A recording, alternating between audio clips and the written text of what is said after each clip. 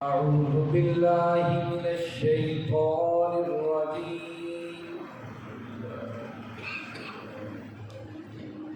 بسم الله الرحمن الرحيم. وإذ أخذ ربك من بني آدم من ظهورهم ذريتهم وأشهدهم على أنفسهم ألست بربكم قالوا بلى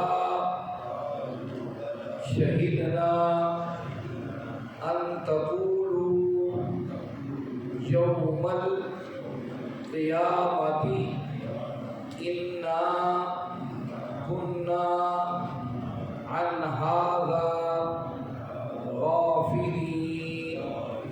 صدق اللہ العظیم.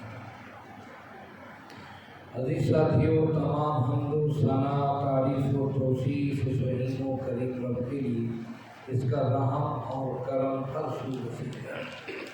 اس کا رحم اور کرم ہی ہے کہ ہم اس کی بارگاہ میں بیٹھ کر اس کے قرآن کو، اس کے کلام کو سیکھنے اور سمجھنے کے لیے بیٹھے. اس کے بعد لاکھوں کروڑوں درود و سلام اس نبی مہربان پر، جنہوں نے اللہ رب العزت سے حق کو پا کر ہم تک حق پہنچانے کا حق ادا کیا. عزیز ساتھیوں، نامہ پارہ ہے، سورۃ الاعراف ہے، اور ہم نے اس کی 171 آیات پڑھ لی ہیں. گزشتہ آیات بینات ہمیں پڑھ اور سنائے ہیں. اللہ رب العزت نے بتایا کہ پہلے لوگوں کے بعد جو ان کے وارث بنے ماضی کے اندر تورات کے حاملین، وہ ایسے ناخلف تھے کہ انہوں نے دنیا کو ہی سب کچھ اپنا زندگی کا حاصل سمجھ لیا تھا، اور یہاں تک کہ ان کے علماء اور دیندار طبقہ بھی صرف دنیا کی دوڑ کے پیچھے لگ گیا تھا، اور دنیا کے مفاد کی خاطر ہی عوام الناس کو ان کے مسائل بتائے جاتے تھے تاکہ وہاں سے کچھ انہیں حاصل ہو جائے. اللہ رب العزت نے فرمایا حالانکہ وہ اللہ کے کلام کو پڑھتے بھی تھے اور وہ سارے احکام سبق انہیں یاد بھی تھے، لیکن پھر بھی انہوں نے ایسی روش اختیار کی. اور اللہ نے فرمایا کیا عقل نہیں رکھتے ہو؟ عقل کا تقاضا تو یہ تھا کتاب کو پڑھنے کے بعد تھوڑے سے پیسے اور تھوڑی سی دنیا کے خاطر اپنے رب کے احکامات کو نہ مت لگائیں. پھر اللہ حضرت نے فرمایا کہ کتاب کے ساتھ جو لوگ جڑے رہے اور دماغ کو قائم رکھا، اللہ ان کے اجر کو ضائع نہیں کرتے. یہ قیامت تک کے لیے اس امت کے لیے ہے کہ جو اللہ اور اس کے رسول کے احکامات سے جڑا رہے اور نماز کے ساتھ جڑا رہے، اللہ اسے بھوکا نہیں رکھتے. جو سب سے بڑی چیز دنیا میں دولت ہے، انسان دولت کے پیچھے دوڑتا ہے، اللہ اس سے انسان کو آزاد کر دیتے. اور پھر ساتھ ہی بنی اسرائیل کے ایک اہم واقعے کی طرف اشارہ کیا کہ جب ایک اہم موقع پر بنی اسرائیل نے احکامات ماننے سے انکار کر دیا تو اللہ رب العزت نے کوئی پورا پہاڑ اٹھا کر ان کے سروں پر رکھ دیا کہ اب اس آپ کا کتاب کو مانو اور مضبوطی کے ساتھ اس کو پکڑو اور اس کے احکامات کو دیکھو، سمجھو، اس سے نصیحت کو حاصل کرو. گویا کہ وہاں کے لوگوں نے اس تورات کو ادب کی جگہ تو سمجھا ہوا تھا اور اس کو اپنی بارگاہوں کے گھروں میں تو رکھتے تھے، لیکن عملی زندگی کے اندر وہ سمجھتے تھے وہ ہماری اپنی منمانی اور مرضی سے نظام چلے. اس معاملے میں وہ تورات سے احکامات نہیں پوچھتے تھے، اور کوئی دور ان کے سر پر کھڑا کر دینے کا مقصد یہی تھا کہ وہ دلی طور پر اس تورات کو قبول کریں اور اپنی عملی زندگی کے اندر اس تورات کو لاگو کریں. آج ہمارے ساتھ کہیں ایسا معاملہ تو نہیں ہے. ہم نے قرآن کو صرف مسجدوں تک اور اپنے گھروں کی چار دیواری کے اندر ہی پڑھنے اور ثوابی کتاب سمجھ لیا ہے، یا ہم اس کو تھوڑی دیر قبرستان جا کر پڑھ لینے کے اندر جو ثواب سمجھتے ہیں، اور اپنے ہماری عملی زندگی میں کہیں اس کے احکامات نظر نہیں آتے، پھر بھی آپ اور ہم مسلمان ہونے کا دعویٰ کرتے ہیں. اس لیے اللہ رب العزت نے بنی اسرائیل کے واقعات بتا کر اس امت کو متنبع کیا کہ اپنی زندگیوں کو تمام عادات بنائیں اور خیر کے رائے. اسی طریقے سے جو آج کی آیت ہے وہ بھی اسی حوالے سے. اللہ رب العزت نے کیا اس آیت میں بتایا؟ یہ آیت نمبر 72 سے ہمارے سبق کا آغاز ہوتا ہے۔ فرمایا اعوذ باللہ من الشیطان الرجیم وَإِذْ أَخَذَ رَبُّكَ، تو وقت یاد کیجیے آخر جب لیا ربک تیرے رب نے بنی آدم سے ایک میثاق من ظہورہم، ان کی پشتوں میں آنے والے ذریتہم، ان کی نسلوں سے، واشہدہم کہ تم گواہی دو علی انفسہم، اپنے ذات کے حوالے سے، الست بربکم، کیا میں تمہارا رب نہیں ہوں؟ قالوا، انہوں نے کہا بلا، کہ نہیں، شہدنا، ہم اس پر گواہی دیتے ہیں، ان تقولوا، یوم القیامہ، یہ کہ تم کہو قیامت والے دن، انا کنا، کہ بے شک ہم تھے، عن ھذا غافلین، اس معاملے سے غافل۔ یہ آیت ہے آیت نمبر 172۔ آج ایک ہی آیت ہمارے اس سبق کا موضوع ہے۔ آئیے ذرا اس آیت کو غور سے دوبارہ دیکھیں۔ اللہ رب العزت وَإِذْ کا لفظ قرآن مجید میں وہاں پر آتا ہے جہاں کوئی اہم بات یاد دلوانی ہو، جہاں بتانے والے کو بات یاد ہو اور سننے والوں کو بات بھول چکی ہو، اس بھولے ہوئے سبق کو یاد دلوانے کے لیے ماضی کے اندر وَإِذْ کا لفظ استعمال ہے۔ تو وَإِذْ قرآن مجید میں جہاں جہاں پر آئے آپ کو سمجھ جانا چاہیے یہاں پر ماضی کی کوئی اہم بات بتائی جائے۔ یہاں وَإِذْ، میرے نبی، میرے محبوب نبی کریم صلی اللہ علیہ وسلم، آپ انہیں وقت یاد دلوائیے جب اخذ ربک کا، آپ کے رب نے وعدہ دیا۔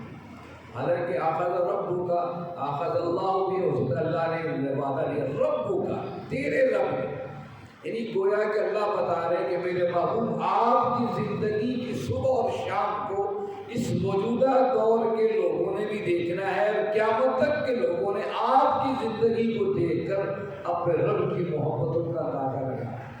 رب کی محبتیں آپ کے ساتھ جڑی ہیں۔ رب کا کہتے بڑی چاشنی، بڑی محبت امیز الفاظ، رب کا تیرا رب، یعنی کہ محبوب جو آپ کی رضا ہے وہ آپ کے رب کی رضا ہے۔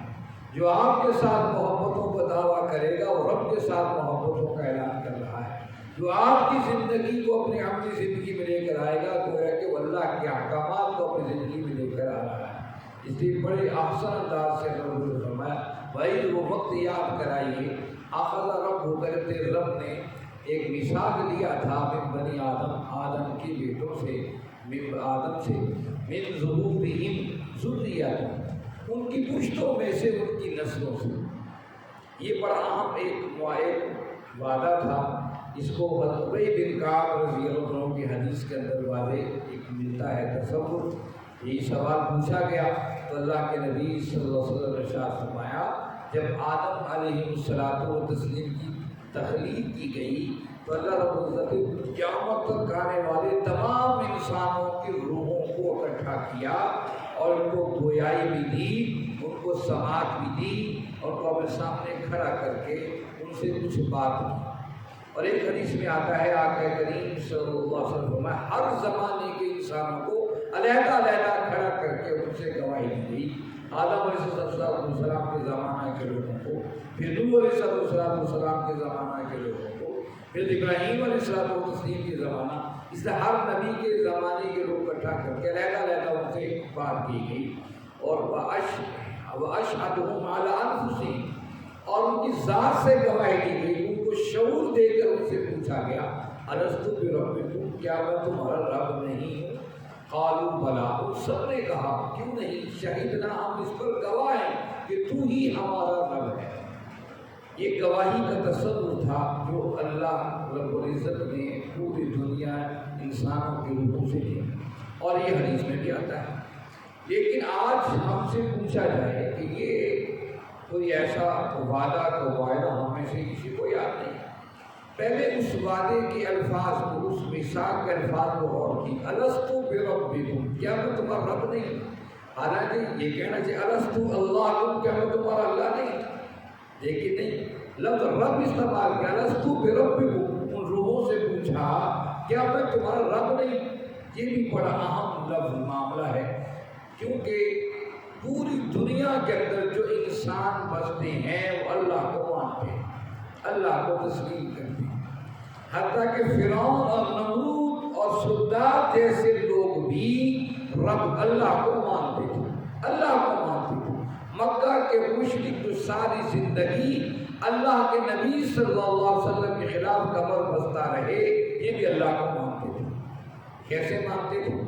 اگر ہم ماضی کے اوراق میں دیکھیں، نمرود کے بات کو دیکھیں، نمرود کہتا تھا کہ کائنات کا سب سے بڑا مالک اللہ ہے، اس کا میں نمائندہ ہوں۔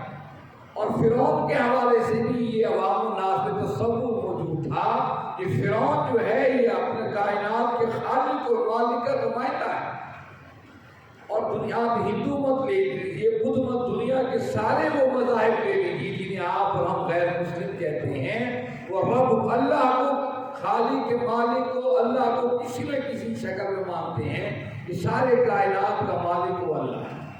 اور اس طریقے سے میں نے مشرکین کے حوالے سے تذکرہ کیا، یہ احادیث کے اندر موجود ہے۔ اس وقت ابو جہل میدان بدر میں نکلا ہے اللہ کے نبی صلی اللہ علیہ وسلم سے لڑنے کے لیے، یہ کعبہ میں آتا ہے اور کعبہ کے پردے پکڑ کر رو کر دعا کرتا ہے کہ اللہ کو پکار کر کہتا ہے اللہ ہمیں غلبہ دے اور اس جنگ کے اندر جو حق پر ہے اسے غالب کر۔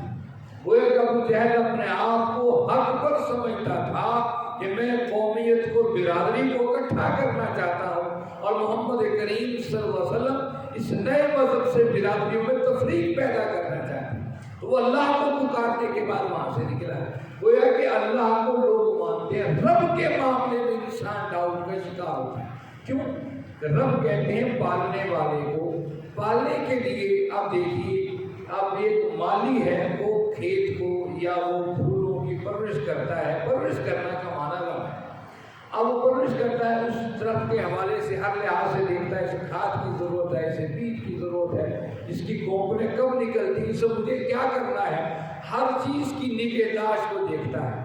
رب کا مطلب ہے انسان کی ہر قسم کی نگہداشت کو دیکھے، اسے ضرورت ہے پانی کی، ہوا کی، خوراک کی، خوف کے مقابلے میں دشمن سے بچاؤ کی، رزق کے حوالے سے، اولاد کے حوالے سے، زندگی کے ہر مرحلے کے حوالے سے کائنات کا رب اس انسان کی پرورش کرے۔ لیکن انسان کے تصور میں ہمیشہ بادشاہوں کا تصور رہا، اس طرح کہ بادشاہ اپنے نظام کو چلانے کے لیے اپنے وزیروں کو منتخب کیے بغیر اپنی ریاست و حکومت کو نہیں چلا سکتا۔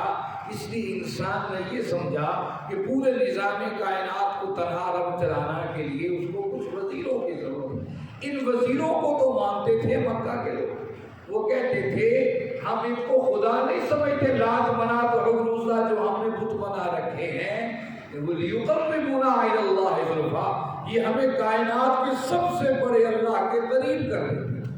آپ دیکھ لیجیے مشرک کا تصور جہاں پر بھی موجود ہے وہ یہی تصور ہے، خواہ دنیا کا کافر کسی علاقے کے اندر موجود ہو۔ آج ہمارے مسلمانوں کے اندر بھی تصور برقرار تصور آ گیا ہے کہ وہ اپنی طاقت، پارلیمنٹ کو طاقت سمجھتے ہیں، اپنی اسمبلیوں کو طاقتور سمجھتے ہیں، اپنے بادشاہوں کو طاقتور سمجھتے ہیں۔ عملی زندگی کے لیے اپنے رب کو تصور کہتے ہیں۔ مسجد کی چار دیواری میں ٹھیک ہے، اس کے قوانین کو تسلیم کیا جائے، روزہ آ جائے تو ٹھیک ہے، روزہ رکھ لیا جائے، حج کے ایام میں وسائل خرچ کر کے رب کے گھر کا طواف اور صفا و مروہ کی سعی اور دوڑ اور عرفات کے اندر پہنچ جایا جائے۔ لیکن عملی زندگی کے اندر کے معاملات، یہ قرآن اور سنت، یہ پرانی باتیں ہیں، ان کے حوالے سے آج جدید دور میں جگہ نہیں ہے۔ یورپ اور مغرب کے لوگوں نے مسلمانوں کے ذہنوں میں ایسی یہ باتیں پیوست کر دی ہیں۔ ہم اپنی زندگی میں دیکھ لیجیے، ہم اپنے آپ کو غور کر کے دیکھ لیجیے، پورے معاشرے کے اندر یہ پوری سیاست سے لے کر آسمانوں تک، حکومت اقتدار تک، ہمارے تجارتوں اور برادریوں اور شادی بیاہ کے سارے دھندوں کے اندر رب کہاں ہے؟ میرا رب کہاں ہے؟ کیا ہم اللہ کے انکاری ہے؟ کوئی بھی اللہ کا انکار نہیں کرے۔ حکومت کا کوئی کام ہو تلاوت کے بغیر شروع نہیں ہو، پارلیمنٹ کا کوئی کام ہو، اسمبلی کا کوئی کام، آپ کے ڈی سی کمشنر کا کوئی کام، کوئی معاملہ ہو، تلاوت کے بغیر آغاز نہیں ہوگا۔ اللہ کو تو مانتے ہیں، لیکن عملی زندگی کے اندر اس اللہ کو رب بنانا یہ کہاں ہماری زندگیوں کے اندر موجود ہے؟ یہ وہ اعلان تھا لست بربکم، کیا میں تمہارا رب نہیں؟ یہ نہیں کہا کہ میں تمہارا خدا نہیں ہوں، میں تمہارا اللہ نہیں ہوں، کہ اللہ کا تصور تو موجود رہا، الست بربکم، کیا میں تمہارا رب نہیں ہوں؟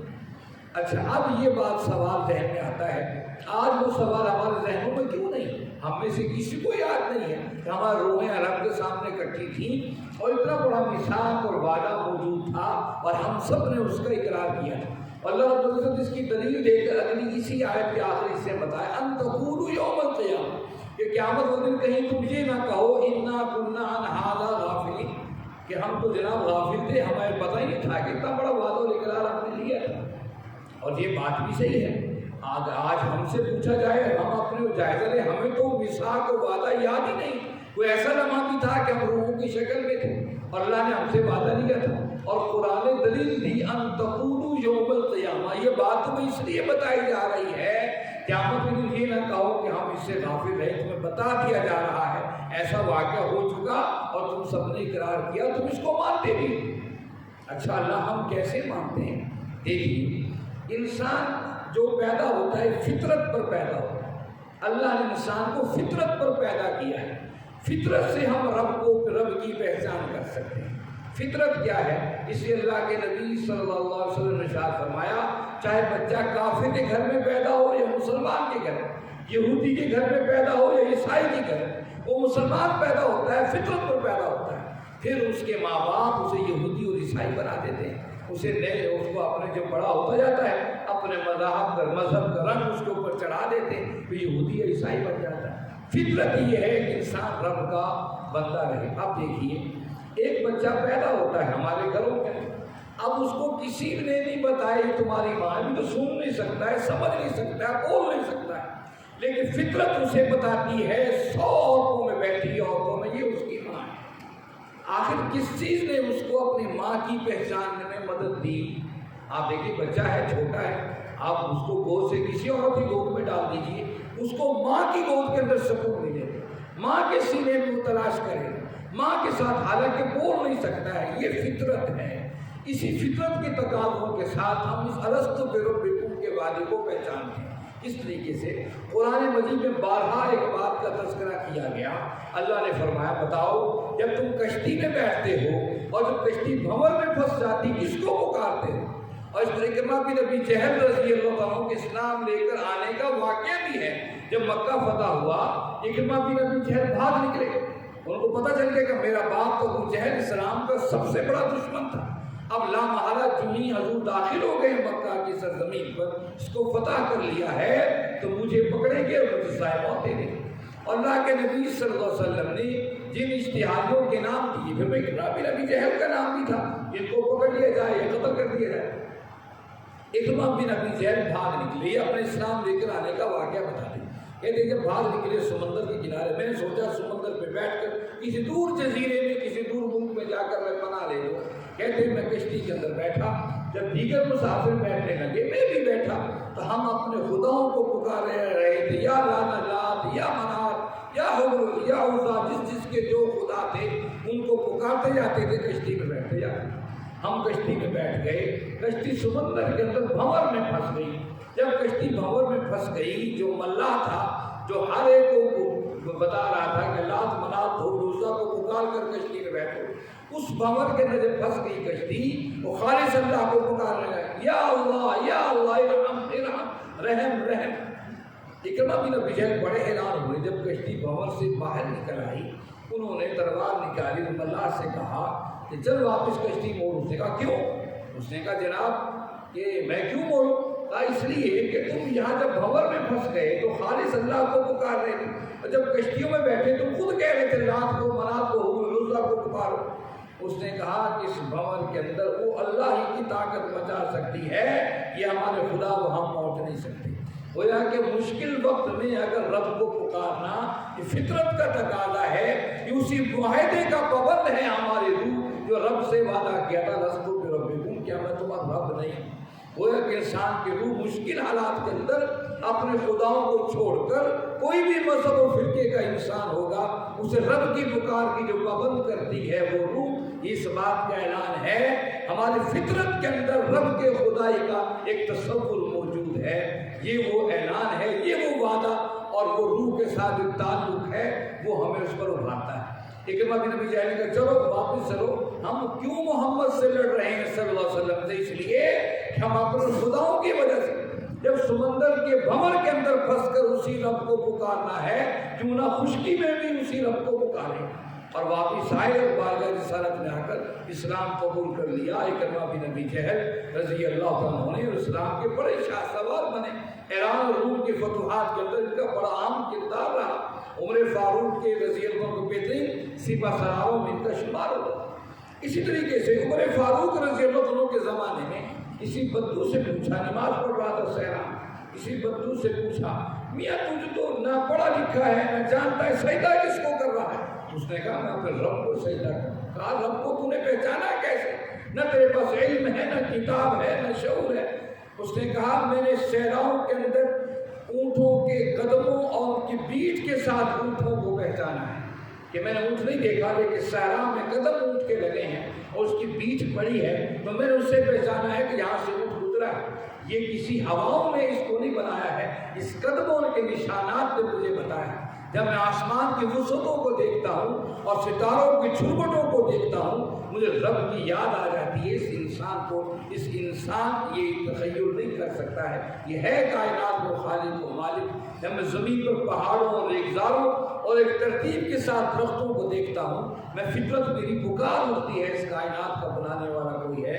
جو فطرت ہمیں پکارتی ہے تو بنانے والا کوئی ہے، یہی وہ اس کی شہادت اور اس کا اعلان ہے جو روحوں کے اس موقع پر الست بربکم رب نے پوچھا تھا، اور روحیں اس بات کو پہچانتی ہیں کہ کائنات کے اندر اگر کوئی مشکل وقت اور مرحلے کے اندر کوئی طاقت قوت ہے وہ اللہ کی ہے، کہ وہاں اللہ کے ساتھ ہم سب نے وعدہ کیا تھا قالوا بلا شہدنا، کیوں نہیں تو ہی ہمارا رب ہے اور ہم اس پر بات پر گواہ ہیں، ان تقولوا یوم القیامت۔ اور اس لیے وضاحت کی جا رہی ہے کہیں قیامت یہ نہ کہتے پھرو انا کنا عن ھذا غافلین، ہم تو غافل تھے، ہمیں پتہ ہی نہیں ہے کائنات کا کوئی رب بھی ہے، مالک و خالق بھی ہے۔ تو میرے بھائیوں، آج فطرت اس بات کا تقاضا کرتی ہے کہ واقعی کائنات کا مالک و خالق ہے۔ یہی فطرت کا تقاضا یہ ہمارے روحوں کے اندر رچا اور بسا ہوا ہے، اس بات کا اعلان ہے، اس بات کا تصور ہے۔ رب سے وعدہ لیا تھا، رب نے وعدہ لیا تھا مجھے، کیا تمہارا میں رب نہیں ہوں؟ تو یہ اس فطرت کا اعلیٰ عملی اظہار ہے ہماری عملی زندگی میں۔ اللہ رب العزت سے دعا ہے اللہ رب العزت آپ اور ہم سب کو سمجھنے اور شعور کے ساتھ اس پر عمل کرنے کی توفیق عطا فرمائے کہ کائنات کا مالک و رب اللہ ہی ہے، میرے تمام معاملات کا حل کرنے والا، اور میری خوشی اور غمی، میرے دکھ اور تکالیف، میری سیاست و حکومت، میری معیشت اور معاشرت اور میری تجارت کے سارے ذرائع و وسائل کو پیدا کرنے والا وہ تنہا ہے۔ وآخر دعوانا الحمد للہ رب العالمین، والصلاۃ والسلام علی